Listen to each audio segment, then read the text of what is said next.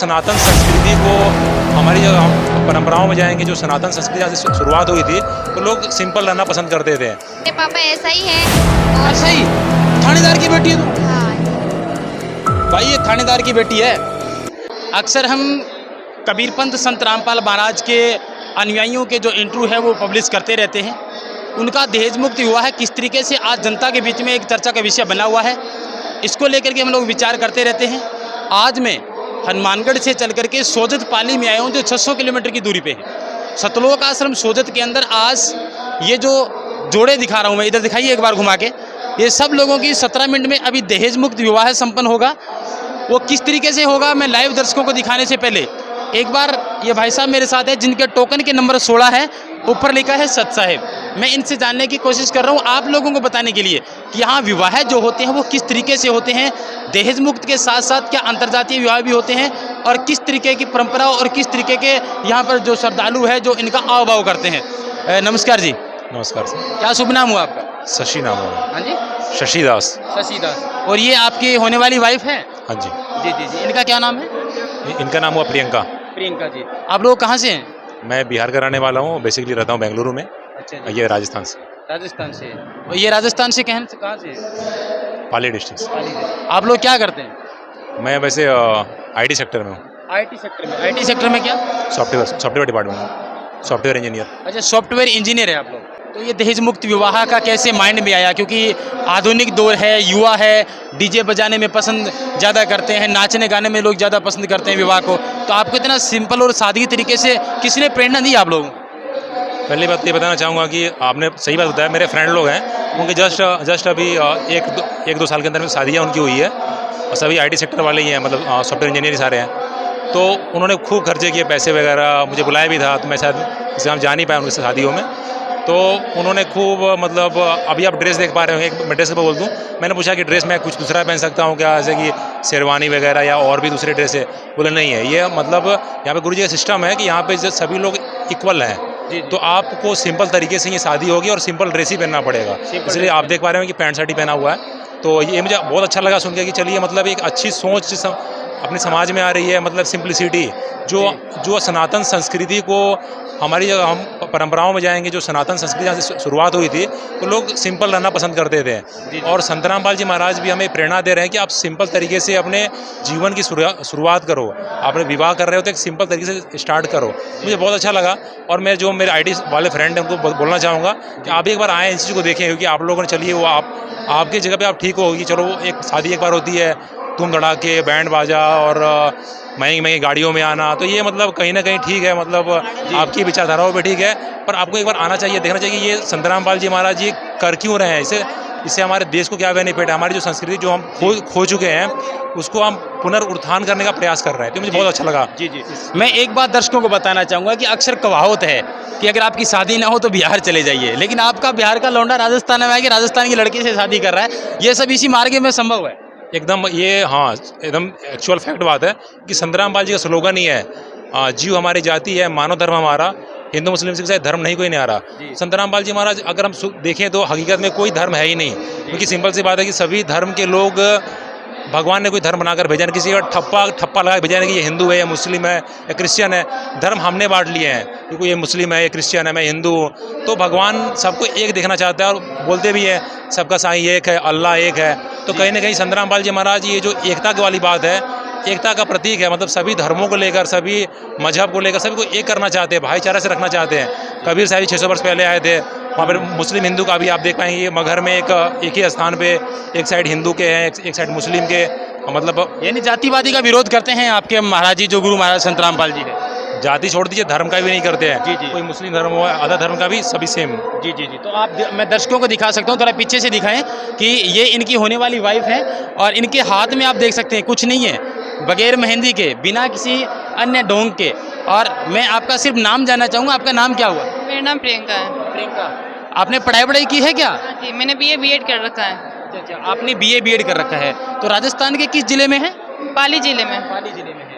कैसा महसूस कर रहे हैं? मॉडर्न ज़माना है, लड़कियां पसंद करती है, हो सकता है अपने पति के साथ साथ अन्य रस्म और रवाजों को पसंद करती है, लेकिन आपने उन सब का परित्याग करके एक सिंपल तरीके से आप दर्शकों को दिखा सकता हूँ कि किसी भी तरीके का इन्होंने गहना वगैरह है या फिर मेहंदी वगैरह नहीं लगा रखी, तो कैसा महसूस कर रहे हैं आप? मुझे बहुत ही अच्छा लग रहा है ये सादगी से विवाह करके।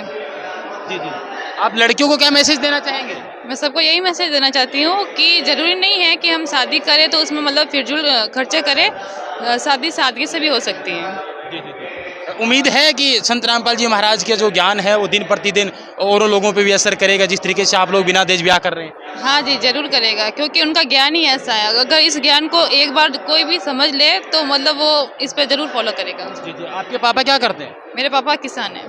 किसान है। आपको नहीं लगता कि बेटी को वजन मानने वाले जो लोग हैं आपकी वीडियो देख करके ये प्रेरणा लें कि बेटी वजन नहीं है, अगर सही मार्ग अपनाया जाए तो बिल्कुल दहेज मुक्त विवाह भी किया जा सकता है? हाँ जी, अगर वो मतलब जो भी ये वीडियो देखेगा वो एक बार जरूर सोचे कि भाई बिना खर्चे के भी शादी होती है, अगर हम संत रामपाल जी महाराज के ज्ञान को फॉलो करें तो। आप लोग संतुष्ट है एक दूसरे से? हाँ जी, जरूर। जी जी, धन्यवाद आप।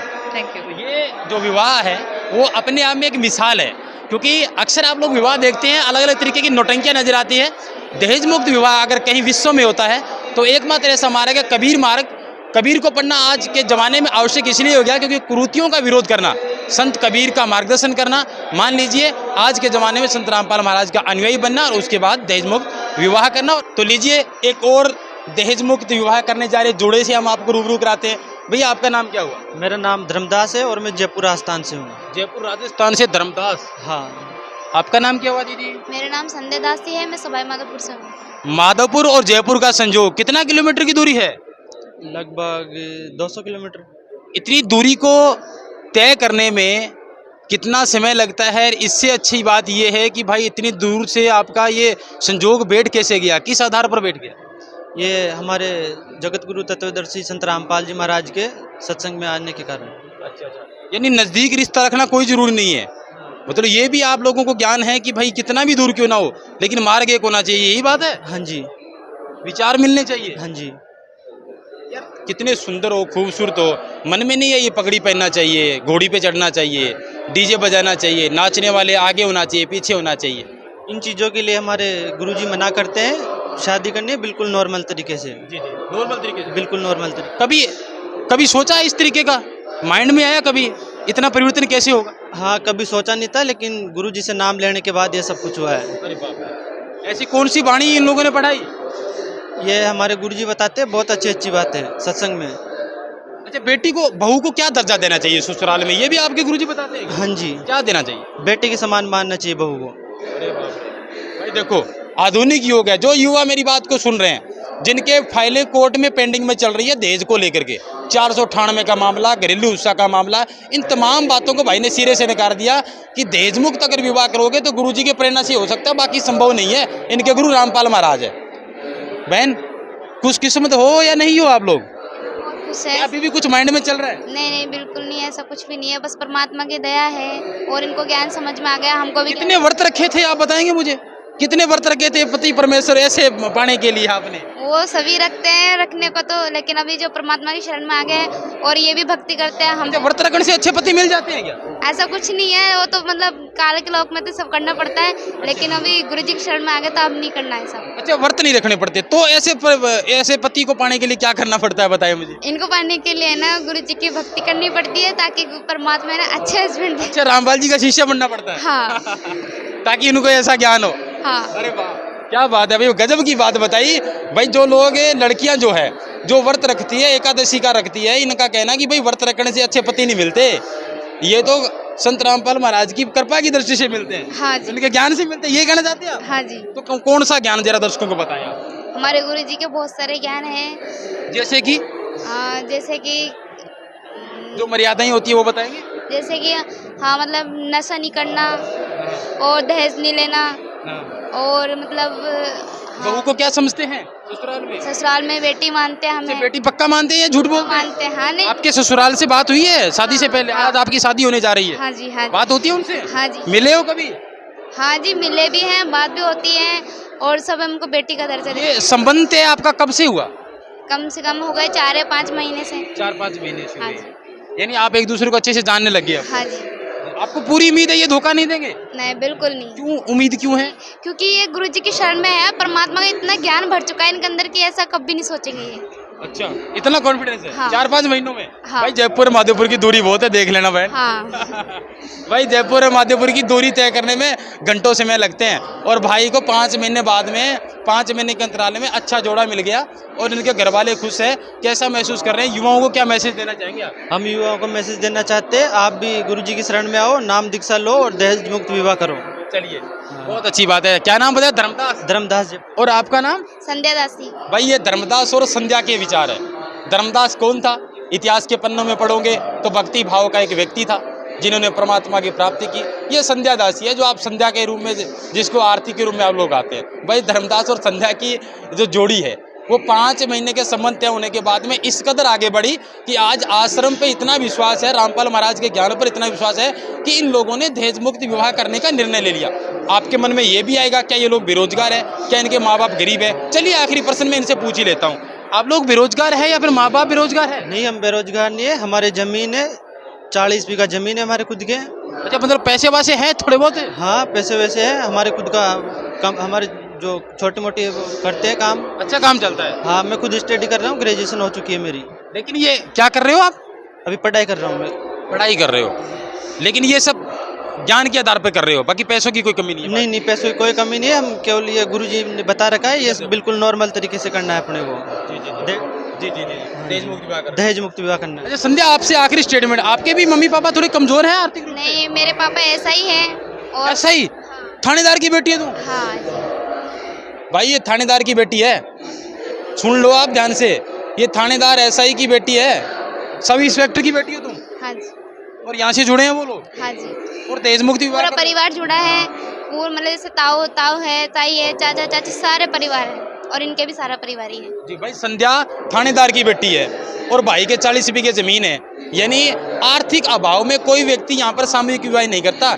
लेकिन इनका कहना है कि भाई ज्ञान ऐसा है, यही कह रहे हो आप लोग, भी इनका ज्ञान ऐसा है। अगर आप लोग भी इस तरीके से दहेज मुक्त विवाह कराना चाहते हैं और रामपाल जी महाराज का ज्ञान सुनना चाहते हैं तो एक बार कौन सी पुस्तक कोई है आप लोगों की पुस्तक? जीने की राह और ज्ञान गंगा। जीने की राह और ज्ञान गंगा है, और भी पुस्तकें, अंधश्रद्धा हुई, गीता तेरा ज्ञान अमृत हुआ, कबीर परमेश्वर हुई, बहुत सारी पुस्तकें हैं और आप इन पुस्तकों निःशुल्क भी मंगवा सकते हो, आपके घर पे आ जाएगी ये। चलिए भाई का कहना है कि ज्ञान गंगा पुस्तक को जीने की राह जरूर पढ़े। उम्मीद है कि चैनल पर अगर आप लोग इस वीडियो को सुन रहे हैं, दहेज मुक्त जो विवाह है इस जोड़े के बारे में आप कमेंट बॉक्स में जाकर के 2 सुझाव जरूर रखें।